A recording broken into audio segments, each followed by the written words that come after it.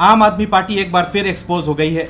जो केजरीवाल राजनीति में आने से पहले अपने आप को अलग बताते थे, आज वो उन्हीं लोगों के साथ हाथ मिलाने के लिए बेचैन है जिसे कभी वो भ्रष्ट बताते थे। मोदी सरकार का खौफ इतना है कि आप अपने आप को बचाने के लिए कुछ भी करने के लिए तैयार है। देश की सबसे नई नवेली कट्टर ईमानदार पार्टी हमेशा ये कहते आई थी कि हमें जी राजनीति करनी ही नहीं आती, लेकिन राजनीति तो छोड़िए, आज ये पार्टी राजनीति मोल भाव कैसे करना है इस पर आकर टिक गई है।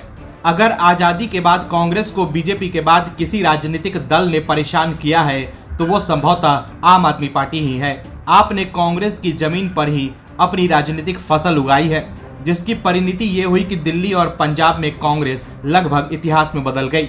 अब राजनीति न करने वाले लोग सभी राजनीतिक सिद्धांतों और प्रतिस्पर्धा को तिलांजलि देकर कह रहे हैं कि आप हमारे लिए ये कर दो तो हम आपके लिए वो कर देंगे। आम आदमी पार्टी के प्रवक्ता सौरभ भारद्वाज ने लोकसभा चुनाव के लिए कांग्रेस को एक ऑफर दिया है। उन्होंने कहा है कि अगर कांग्रेस पंजाब और दिल्ली में चुनाव न लड़े तो आप भी मध्य प्रदेश और राजस्थान में चुनाव नहीं लड़ेगी। सौरभ भारद्वाज ने कहा कि अगर सभी दल एकजुट नहीं हुए तो हो सकता है कि 2024 के बाद चुनाव ही न हो। बीजेपी जिस तरह से विपक्ष को कुचलने में लगी है, साम दाम दंड भेद और उन पर ईडी सीबीआई की छापेमारी हो रही है, इसकी पूरी संभावना है कि अगर मोदी 2024 में फिर से पीएम बने तो संविधान ही बदल देंगे। वो डिक्लेयर कर देंगे कि मोदी जी जब तक जिंदा है वही देश के राजा बने रहेंगे। सौरभ भारद्वाज ने ये बातें एक प्रेस कॉन्फ्रेंस में पत्रकारों के सवालों का जवाब देते हुए कहा है। आप नेता से पूछा गया था कि लोकसभा चुनाव के लिए विपक्ष एकजुट हो रहा है, लेकिन अगर कांग्रेस और आप पंजाब, दिल्ली और राजस्थान जैसे राज्यों में एक दूसरे के वोट काटेगी तो साथ आने का क्या फायदा। इसी के जवाब में सौरभ भारद्वाज ने कांग्रेस को ऑफर दिया है। तो देखा आपने कैसे विपक्षी दल मोदी के खिलाफ एकजुट होकर अपना अस्तित्व बचाने में लगे हुए हैं। उन्हें भी पता है कि अकेले वो मोदी को हराने के बारे में सपने में भी नहीं सोच सकते हैं। ऐसे में वो इस बार एकजुट होकर मोदी से मुकाबला करने की सोच रहे हैं। हालांकि जनता सब देख रही है कि राजनीति में आने से पहले जो केजरीवाल कांग्रेस को भ्रष्ट कहते थे, और केजरीवाल ने तो कांग्रेस की सरकार के खिलाफ अन्ना हजारे के साथ आंदोलन भी किया था, वहीं कांग्रेस को भ्रष्ट बताकर केजरीवाल ने दिल्ली और पंजाब में सरकार बना ली। इसके अलावा गुजरात में कांग्रेस को भ्रष्ट बताकर कांग्रेस के वोटरों से आपको वोट देने की अपील कर रहे थे, लेकिन आज उसी कांग्रेस के साथ हाथ मिलाने के लिए बेचैन हैं। देश के लोग ये सब देख रहे हैं। आम आदमी पार्टी को लेकर बीजेपी ने एक चौंकाने वाला खुलासा किया है। देश की राजधानी के लिए केंद्र सरकार की ओर से लाए गए अध्यादेश को लेकर दिल्ली के सीएम अरविंद केजरीवाल लगातार बीजेपी पर हमलावर हैं, लेकिन उन्हें अध्यादेश पर अब तक कांग्रेस का साथ नहीं मिला है। वहीं बीजेपी ने इस बार ऐसा पलटवार किया है जिससे आप बैकफुट पर आ गई है। इस बार केंद्रीय वित्त मंत्री निर्मला सीतारमण ने अरविंद केजरीवाल पर निशाना साधा है।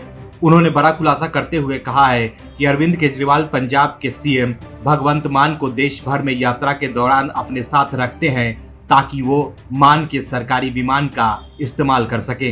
केंद्रीय वित्त मंत्री निर्मला सीतारमण ने दिल्ली बीजेपी के एक कार्यक्रम को संबोधित करते हुए कहा कि प्रधानमंत्री नरेंद्र मोदी के नेतृत्व में भारत दुनिया में सबसे तेजी से बढ़ती अर्थव्यवस्था वाला देश के रूप में उभरा है और आने वाले वर्षों में भी ऐसा ही रहेगा।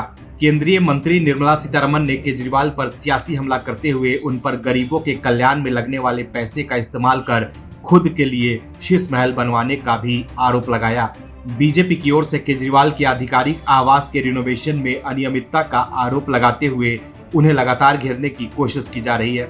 सीतारमण ने आरोप लगाया कि गरीबों के कल्याण में इस्तेमाल होने वाला पैसा केजरीवाल के लिए शीश महल बनवाने पर खर्च किया गया है। आम आदमी पार्टी के संयोजक अरविंद केजरीवाल दिल्ली अध्यादेश के खिलाफ विपक्षी नेताओं के साथ बैठक कर सहयोग पाने की कोशिश में जुटे हुए हैं। इस दौरान उन्होंने देश भर के कई विपक्षी नेताओं से मुलाकात की है और इन सभी बैठकों के दौरान अरविंद केजरीवाल के साथ पंजाब के सीएम भगवंत मान भी मौजूद रहे।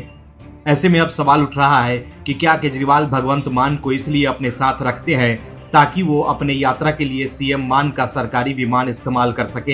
हालांकि केजरीवाल चाहते हैं कि विपक्ष के सभी दल दिल्ली अध्यादेश के खिलाफ आम आदमी पार्टी का समर्थन करें। हाल ही में उन्होंने दिल्ली के रामलीला मैदान में एक रैली आयोजित की थी। इस रैली में केजरीवाल ने प्रधानमंत्री नरेंद्र मोदी और बीजेपी पर कई गंभीर आरोप लगाए थे। दिल्ली के मुख्यमंत्री अरविंद केजरीवाल के यू टर्न लेने वाली छवि दिन ब दिन दुरुस्त होती जा रही है। राजनीति में सादगी का सिद्धांत समझाकर सत्ता में आने और फिर यू टर्न लेते हुए सारे ऐशो आराम के इंतजाम करने का आरोप केजरीवाल पर लग रहे हैं। सत्ता में आने के बाद केजरीवाल ऐसे बदले हैं कि उनके समर्थक भी हैरान होंगे। आम आदमी पार्टी को पीएम मोदी का इतना डर है कि वो उन पार्टी के साथ भी जाने से गुरेज नहीं कर रहे हैं जिसके खिलाफ वो बयान देने से गुरेज नहीं करती थी। लेकिन बदले राजनीतिक माहौल के कारण आपको अब किसी भी पार्टी से समर्थन लेने से गुरेज नहीं है। लेकिन आज हम बात करेंगे कि आखिर क्यों आपको बीजेपी से इतना डर लगने लगा है कि अगर बीजेपी को रोका नहीं गया तो उनकी हस्ती मिट जाएगी। क्या है खबर, बताते हैं आपको इस रिपोर्ट में। दरअसल आम आदमी पार्टी ने 2024 में विपक्षी महागठबंधन पर जोर देते हुए कहा कि यदि अगले लोकसभा चुनाव में सभी पार्टियां साथ नहीं आई तो आगे देश में चुनाव नहीं होगा। आपके राष्ट्रीय प्रवक्ता और दिल्ली के मंत्री सौरभ भारद्वाज ने दावा किया कि यदि नरेंद्र मोदी 2024 में फिर प्रधानमंत्री बन गए तो संभव है कि वो संविधान में संशोधन कर देंगे और खुद को जिंदा रहने तक देश का राजा घोषित कर देंगे।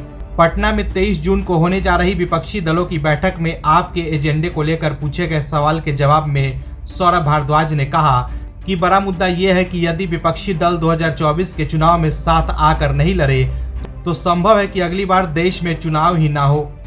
सौरभ भारद्वाज ने कहा कि बीजेपी विपक्ष को किसी भी तरह कुचलना चाहती है। उन्होंने कहा कि जिस तरह सीबीआई, ईडी और आईटी की ओर से विपक्षी नेताओं पर छापेमारी की जा रही है और उन्हें जेल में डाला जा रहा है, संभव है कि यदि 2024 में मोदी फिर प्रधानमंत्री बन गए तो संविधान में बदलाव कर देंगे और घोषित कर देंगे कि जब तक जिंदा रहेंगे वो देश के राजा रहेंगे और जिस आजादी के लिए अनगिनत लोगों ने अपनी कुर्बानी दी वो छिन जाएगी। वहीं बीजेपी ने भी आप नेता के बयान पर पलटवार किया है। दिल्ली बीजेपी के अध्यक्ष वीरेंद्र सचदेवा ने सौरभ भारद्वाज के दावों को बेवकूफी वाला आरोप बताया। वीरेंद्र सचदेवा ने सौरभ भारद्वाज के दावों को मूर्खतापूर्ण और बचकाना करार देते हुए कहा कि बचकाना आरोप लगाने की बजाय भारद्वाज को बताना चाहिए कि क्यों उनकी पार्टी उन लोगों को भी गले लगाने को तैयार है जिन्हें उनके नेता अरविंद केजरीवाल गाली दिया करते थे। बता दें कि 23 जून को बिहार के सीएम नीतीश कुमार की ओर से विपक्षी दलों की बैठक आयोजित की जा रही है, जिसमें बीजेपी विरोधी दल अगले लोकसभा चुनाव को लेकर रणनीति तैयार करेंगे। हालांकि 2019 के लोकसभा चुनाव से पहले भी केजरीवाल ने यही कहा था कि अगर 2019 में फिर से बीजेपी की सरकार बन गई तो देश में कभी चुनाव नहीं होंगे।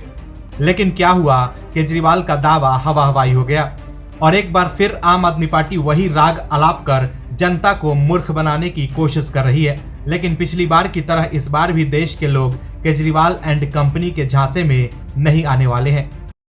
लोकसभा चुनाव 2024 का बिगुल बज चुका है। सभी राजनीतिक दल सत्ता के जुगत में लग गए हैं। सभी विपक्षी पार्टी एकजुटता में लगे हुए हैं। तो वहीं सत्तारूढ़ बीजेपी ने भी 2024 में फिर से परचम कैसे लहराना है इसकी तैयारी पूरी कर ली है। विपक्ष जहां आपसी उलझन में फंसा हुआ है तो वहीं दूसरी ओर बीजेपी ने अपनी तैयारी का अभेद्य किला बना लिया है, जिसके रथ पर सवार होकर फिर से संसद तक का सफर तय करने के लिए तैयार है। आखिर कैसे बीजेपी 2024 में जीत का हैट्रिक लगाने के लिए तैयार है, बताते हैं आपको इस रिपोर्ट में। आगामी लोकसभा चुनाव में अब सिर्फ 1 साल से भी कम का वक्त रह गया है। पीएम मोदी के नेतृत्व में बीजेपी ने अपनी तैयारियां शुरू कर दी है, लेकिन कर्नाटक में मिले झटके के बाद बीजेपी सतर्क है और कोई भी चूक नहीं करना चाहती है। यही वजह है कि 2024 के रन में बीजेपी बड़े बदलाव के साथ मैदान में उतरने की तैयारी कर रही है। क्या इस बदलाव से बीजेपी को जीत का फॉर्मूला मिल गया है?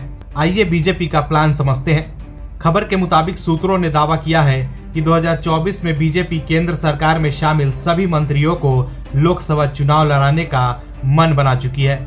मोदी सरकार के कई बड़े और तेज तरार मिनिस्टर चुनाव के मैदान में दिख सकते हैं, यानी विदेश मंत्री एस जयशंकर, वित्त मंत्री निर्मला सीतारमण, रेल मंत्री अश्विनी वैष्णव और शिक्षा मंत्री धर्मेंद्र प्रधान जैसे नेता अपने लिए वोट मांगते हुए दिखाई दे सकते हैं।